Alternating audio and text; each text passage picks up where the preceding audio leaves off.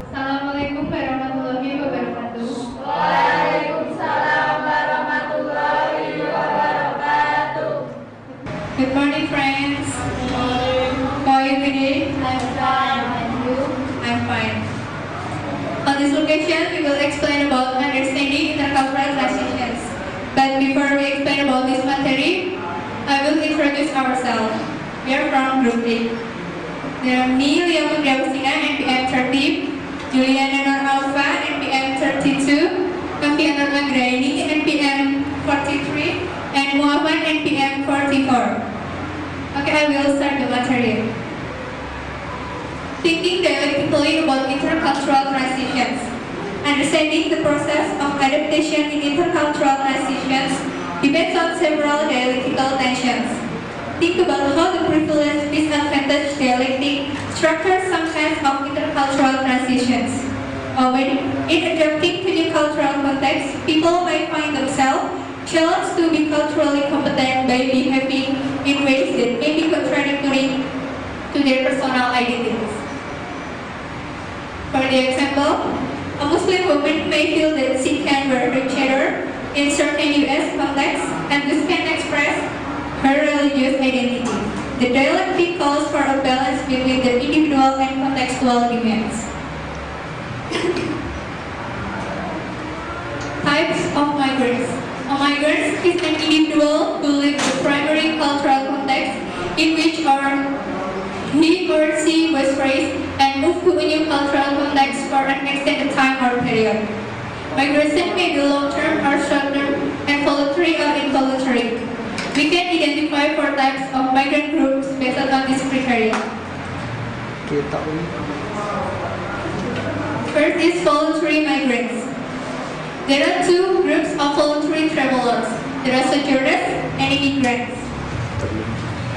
Sojourners are those travelers who move into a new cultural context for a limited time and specific purpose, such as for study or business. While immigrants is defined as someone who comes to a new country, region, or environment to settle more or less permanently. For the example, migration for the majority of the population of country, especially in Indonesia, meant migration is saying they have a chance to provide for their life is their employment opportunities. Subhasit, Indonesia prison has become one of the large countries that send migrant workers. Two countries who perform bilateral cooperation in employment.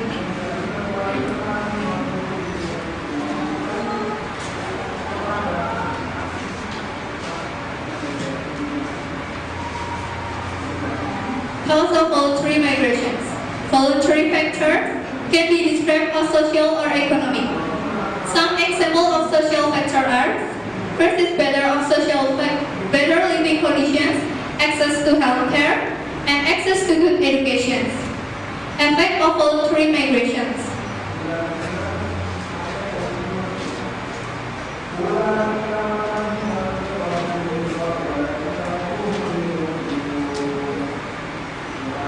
Well, migration can benefit countries, for example, by providing new trade skills and a cheaper workforce. There are potential drawbacks to large-scale migrations. First is healthcare and education service can become trade. A large influx of migrants can lead to housing shortage. Cultural differences can lead to racial tensions, and the welfare system can become strained if migrants claim benefit. Economic factor include: first is better employment prospect and higher wages.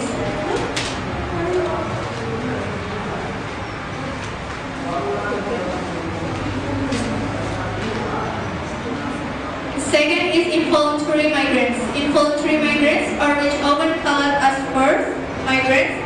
And two is the negation of migrations caused by all kinds of things as persecution, development, and exploitations. There are two types of migrant moved involuntarily. There are long-term refugees and short-term refugees. Long-term refugees, people who are forced to relocate permanently because of war, famine, and operations. And short-term refugees, people who are forced for a short time to move from their region or country.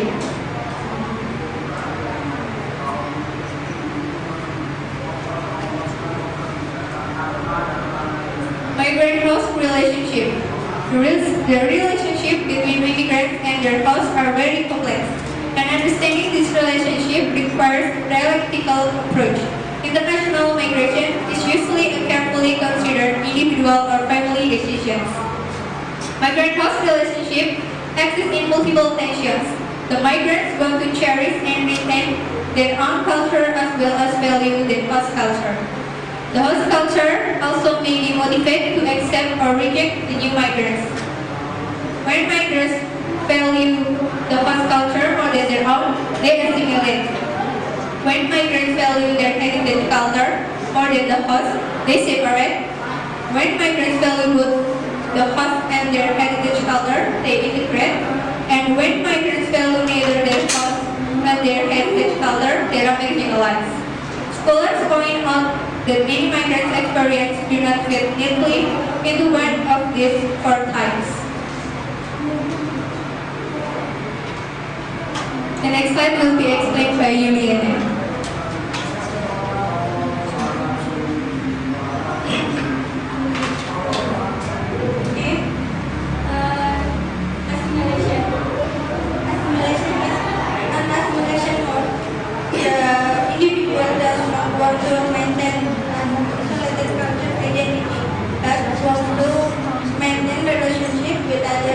In the new culture. The culture focus in assimilation is not on retaining one's culture heritage. And then this is example about assimilation.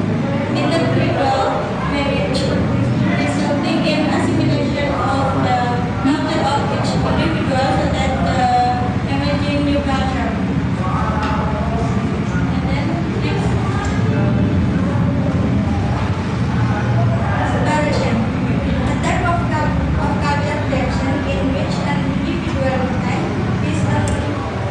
Is an original culture where interacting minimally with other groups.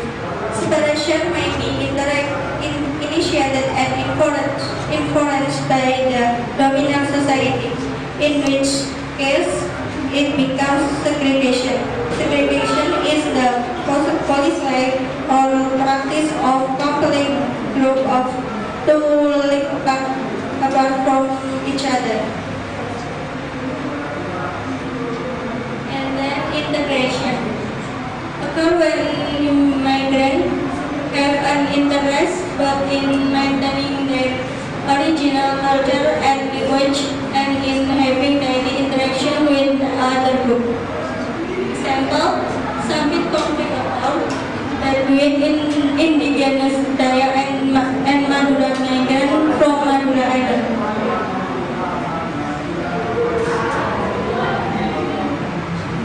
Marginalization occurs when individual or group express little interest in maintaining culture with either the dominant culture or the migrant culture. This is example, many jobs are seen as a girl who rate lower than men's job. Cultural hybridity. This kind of differences can sometimes make communication difficult during the adaptation process, as individuals encounter new culture cultural context, they have to adapt to some extent. Culture adaptation, a process by which individuals learn the ruler and custom of new culture context. Cultural adaptation is the long-term process of adjusting to and finally feeling comfortable in a new environment. And then social society approach. The social science approach focuses on the individual in the adaptation process, individual characteristic and background of the migrant, and the individual outcome of adaptation. Individual influences on adaptation. Many individual characteristics including age, gender, preparation level, and expectation can influence how well migrants adapt.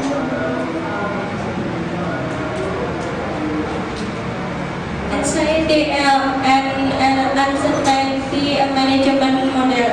The goal of effective intercultural communication can be reached by reduction in anxiety and seeking information, a process known as uncertainty reduction. This model requires that people be open to new information and recognize alternative ways to interpret information. The next slide will be explained by Muhammad.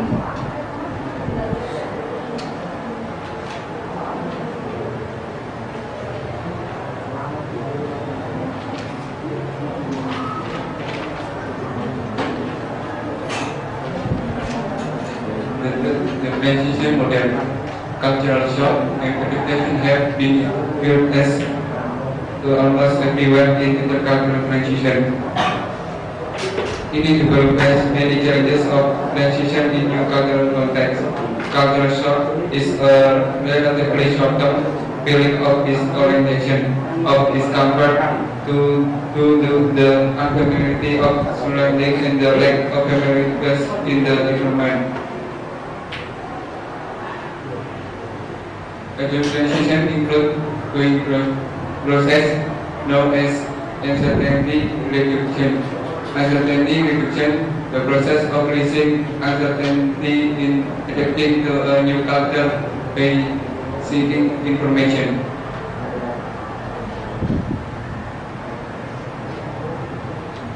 The integrative model. The three approaches discussed so far concentrate on the psychological feeling of immigrants, on how comfortable they feel. Adaptation occurs through communication.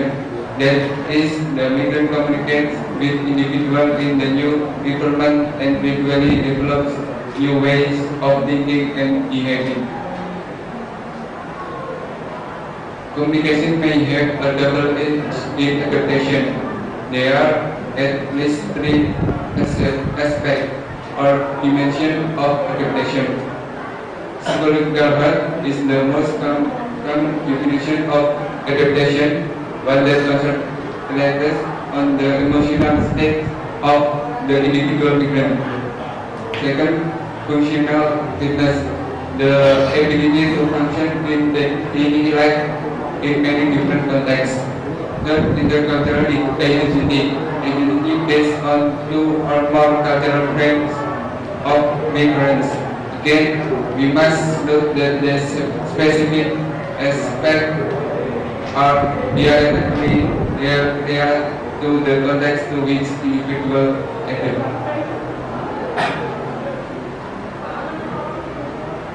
Interpretative approach. The interpretative approach focus on in-depth description of the adaptation process, often employing a phenomenological approach. Whereas the social science approach tends to see the adaptation experience in terms of stable categories like place and variable like age. gender, and so on. That perfect adaptation and interpretive approach emphasizes the complex and continuous nature of cultural adaptation.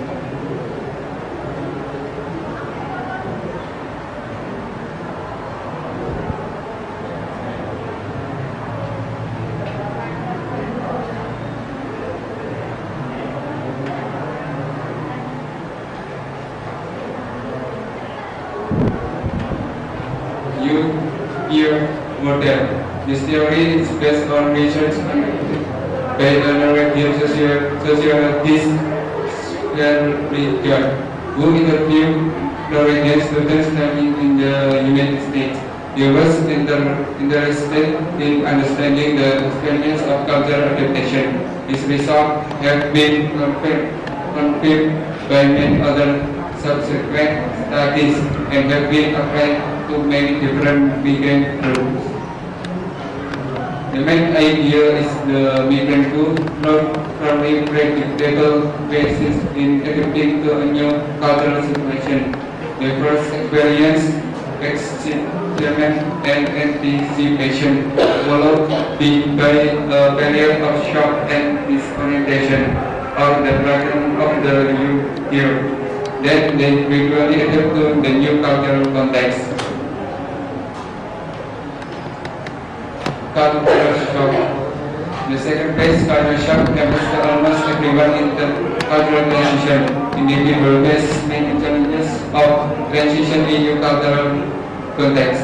Cultural shock is a relatively short-term feeling of disorientation, of discomfort due to the unfamiliarity of surrounding and the lack of familiarity in the environment. W model. When people return home to their original cultural context, the same process of adaptation occurs and may again involve culture or re-entry shock depicted by the W model. Sometimes this adaptation is even more difficult because it is so unexpected. The next slide will be explained by Randy.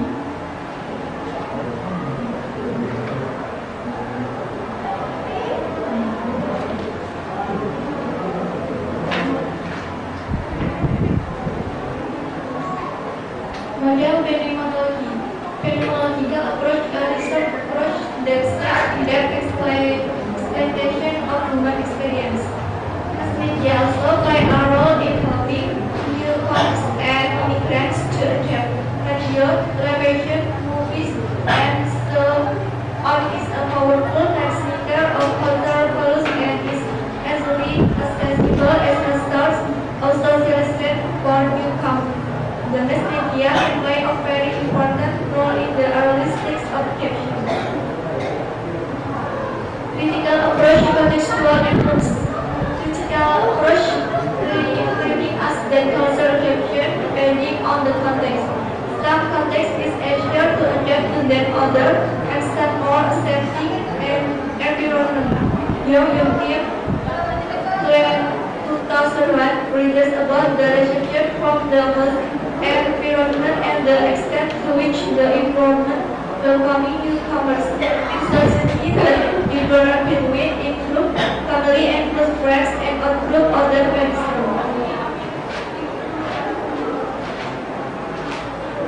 Institutional political and class influence.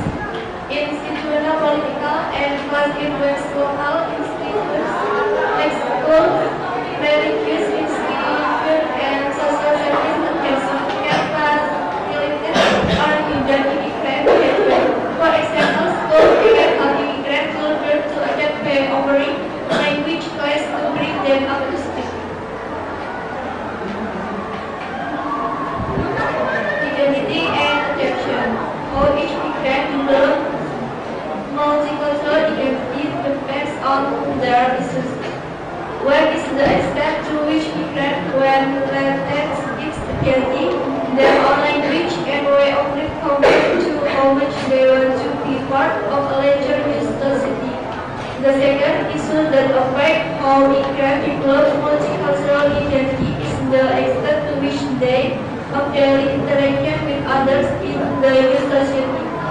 Some migrants may be able to deal with the everyday, practice the experience and relate to their own culture.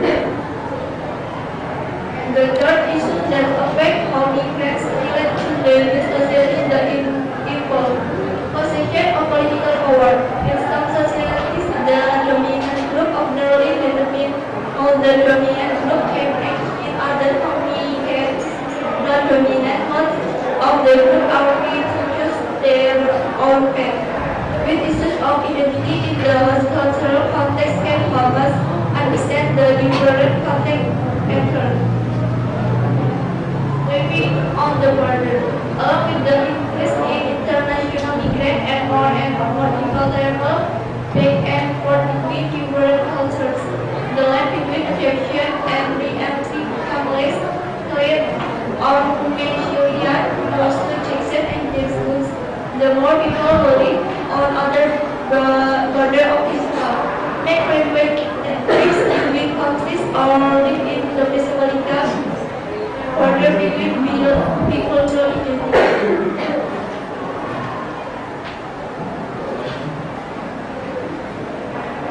Any question?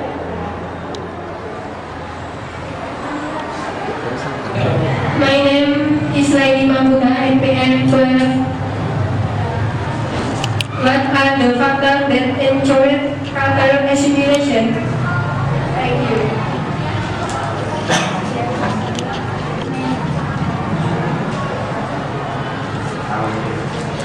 My name is Jandra Dewi.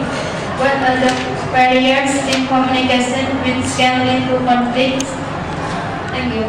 Okay, I will answer the ladies' question.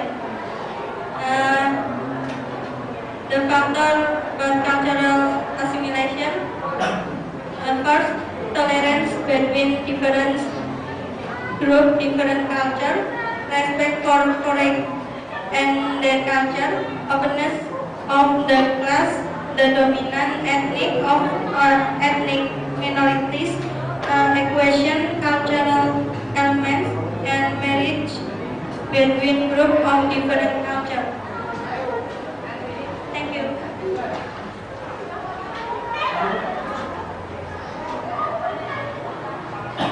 Okay, I will answer these questions. What are the barriers in communication which can lead to conflict? Barriers in intercultural communication occurs for a variety of reasons, because communication includes parties that act as sender and receiver at alternate, and factor as constraint on research derived from the communicator, barriers on the channel, and barriers to the target, and technological barriers as well as education. Thank you.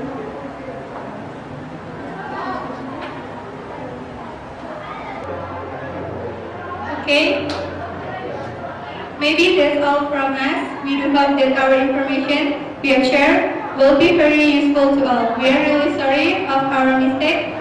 And that's all from us. Thank you for your attention. Assalamualaikum warahmatullahi wabarakatuh. Waalaikumsalam.